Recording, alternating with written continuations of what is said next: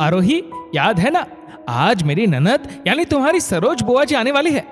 तुम्हारे पापा जी उन्हें बहुत मानते हैं। तुम दोनों बेटा बहू ने तो कोर्ट मैरिज करने का फैसला किया था, इसलिए अब वह पहली बार तुम्हारी शादी के बाद आ रही है।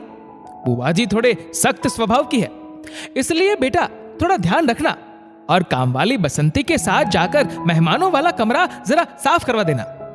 अच्छा है, आज रविवार है, तुम साथ हो तो काम में आसानी होगी, सरोज जी ने बहू से कहा। आरोही बहुत ही खुशमिजाज व सुलझी हुई लड़की थी। ससुराल में वो, उसका पति करण और सास ससुर थे। वह सबको बहुत आदर देती। सास ससुर भी उसे अपनी बेटी ही मानते थे। कुल मिलाकर एक हंसता खेलता परिवार था। आरोही एक कंपनी में जॉब करती थी। शाम के वक्त सरोज जी के पति नीरज जी बुआ जी को घर लेकर आते हैं। दीदी आ गई आप, कैसा रहा सफर? सरोज जी ने पैर छूते हुए कहा। अब ट्रेन से लंबी यात्रा करना मुश्किल हो गया है इस उम्र में, बुआ जी बोली। तभी आरोही सुंदर सा सूट पहन बुआ जी के पास आती है और पैर छूकर प्रणाम करती है। ना साड़ी ना सर पर पल्लू, सुना है नौकरी भी करती है, बुआ जी ने मुंह बनाते हुए कहा। आरोही सबके लिए चाय नाश्ते की व्यवस्था करने किचन में चली जाती है। आज बुआ जी मेरी बहू की क्लास लेकर ही रहेंगी। बहू की समीक्षा करने आई है। बहू कैसी है, घर का काम करती है या नहीं, बड़ों का आदर करती है या नहीं, सरोज जी मन ही मन सोचती है। सरोज जी कभी ये नहीं चाहती थी कि उनकी बहू अपने सपनों के साथ समझौता करे। सरोज जी ने आरोही को नौकरी करने से नहीं रोका और ना ही उसकी पसंद के कपड़े पहनने से। ये तुम मॉडर्न पढ़ी लिखी लड़की बहू बनाकर ले तो आई हो, पर वह घर में एकता बनाकर नहीं रखेगी, ससुराल की जिम्मेदारियां नहीं संभाल पाएगी, बुआ जी ने सरोज जी से कहा। आरोही ने सबके लिए चाय नाश्ते का प्रबंध किया और सबके साथ खुद भी चाय नाश्ता करने लगी। बुआ जी को यह बिल्कुल भी पसंद नहीं आया कि घर की बहू सास ससुर के साथ बैठे। दोनों सास बहू ने मिलकर रात के खाने की व्यवस्था की। डाइनिंग टेबल पर सब साथ बैठ खाना खा रहे थे। बुआ जी चटकारे ले लेकर खाना खा रही थी और साथ ही साथ ढेर सारी कमियां भी निकाल रही थी। हमारे यहां तो सबसे पहले घर के आदमी और बच्चे खाना खाते हैं, फिर मैं और सबसे आखिर में दोनों बहुएं, बुआ जी ने कहा। दूसरे दिन सुबह मम्मी जी, पापा जी, हम ऑफिस के लिए निकल रहे हैं। मम्मी वह लाल डिब्बे में बिना प्याज लहसुन की सब्जी बुआ जी के लिए अलग रखी है। आप सबका नाश्ता डाइनिंग टेबल पर लगा दिया है। आज नाश्ता करने का मन नहीं है, इसलिए हमने अपना नाश्ता खाना सब साथ रख लिया है। बाय बुआ जी, अब शाम को मिलते हैं, आरोही बोली। आरोही और करण ऑफिस के लिए निकल जाते हैं। सरोज, तूने अपनी बहू को बहुत सर चढ़ा रखा है। तमीज नाम की चीज नहीं है। साड़ी ना सही सूट तो पहन सकती थी, शर्ट पैंट पहने निकल गई।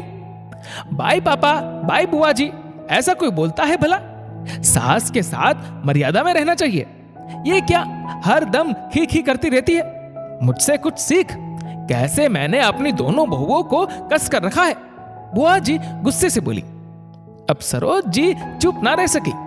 वह बोली, दीदी आप इस तरह बेकार की बातें ना करें। आज जमाना बदल गया है। मेरी बहू बहुत समझदार है, हमारा बहुत सम्मान करती है, दिल की बहुत भली है।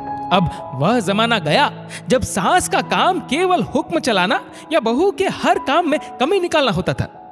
आपकी बहुएं आपका कितना मान रखती है, सब पता है हमें। वो आपका दिल से सम्मान नहीं करती, आपकी उपेक्षा करती है। आपकी बहुएं आपकी इन्हीं आदतों की वजह से आपसे अलग रहना चाहती है। क्या हम नहीं जानते?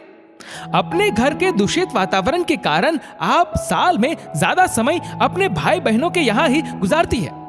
हमें बहू की खुशी व इच्छाओं का सम्मान करना चाहिए। मेरी बहू मुझसे एकदम सहज व्यवहार करती है, अपने दिल की हर बात कहती है। बुआ जी को सास बहू के प्यार को देखकर आत्मग्लानि महसूस होने लगी। 2 दिन में ही बुआ जी अपने भाई नीरज से वापसी का टिकट करवाने कहती है। आरोही बुआ जी का हाथ पकड़कर कहती है, प्लीज कुछ दिन और रुक जाइए ना बुआ जी। आज पापा जी और करण घर पर क्रिकेट मैच देखने वाले हैं, क्यों ना हम तीनों महिलाएं कहीं घूमने चले। बुआ जी ने ज्यादा जोर देने पर हाँ कह दी। सबसे पहले सबने फिल्म देखी, बाहर खाना खाया, मॉल से बुआ जी के लिए शॉपिंग की, आइसक्रीम खाई, सब खुश थे। बुआ जी बेमन से बाहर निकली थी, लेकिन थोड़ी देर में ही उनका चेहरा खिल गया। अब बुआ जी को आरोही का प्यार मनुहार करना अच्छा लग रहा था। बुआ जी 6-7 दिन और रुक जाती है। आरोही कभी बुआ जी के बालों में तेल लगाती तो कभी उनकी पसंद का बाहर से खाने का सामान ले आती।